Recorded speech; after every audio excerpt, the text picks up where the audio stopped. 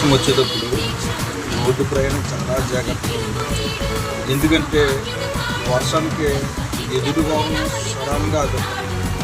తర్వాత వెనకాల వచ్చేవాడు కూడా ఖచ్చితంగా సడన్గా ఆపాలి.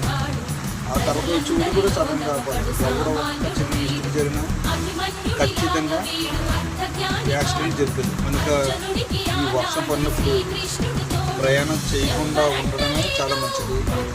చేసేటప్పుడు మాత్రం భద్రత బాగా ఉండాలి. బ్రేకులు అన్నీ కూడా సరిగ్గా చూసుకోండి. ఎదుటోడు ఎక్కడ వాహనానికి ఏ అడ్డు వస్తుంది అన్నది కూడా మనకు తెలియదు.